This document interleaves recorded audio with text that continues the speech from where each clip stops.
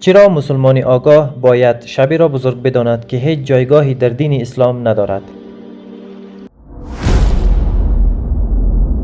لا إله إلا الله لا إله. بررسی تاریخی و شرعی شب یلدا.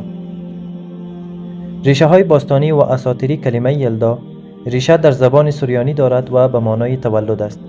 در باورهای ایران باستان یعنی خورشید پرستان، این شب زمان تولد خدای خورشید یعنی میترا در بلندترین شب سال پنداشته میشد.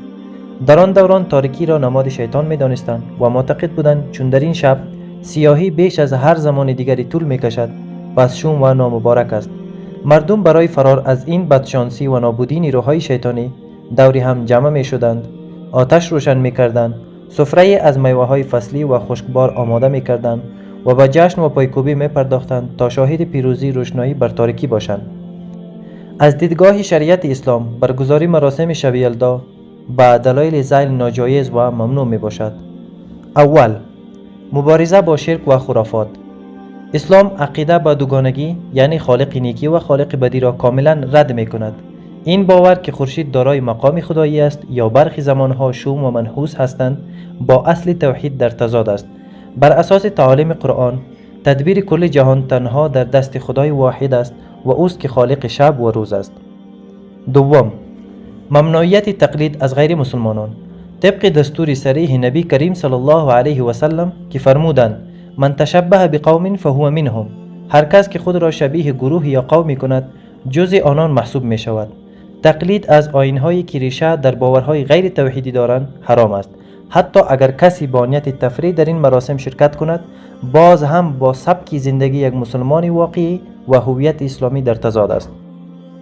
سوم، دوری از بدعت. اسلام دینی کامل است که عیدهای واقعی خود را مانند عید فطر و قربان بر پایه عبادت بنا کرده است. اختیار کردن رسمهایی که در آیین غیر مسلمانان بوده نوعی بدعت و پیروی از مسیرهای نادرست و انحرافی یعنی خطوات شیطان تلقی می شود. چنانچه الله متعال می فرماید اعوذ بالله من الشیطان الرجیم یا ایها الذین آمنوا ادخلوا فی السلم کافه ولا تتبعوا خطوات الشیطان انه لكم عدو مبین.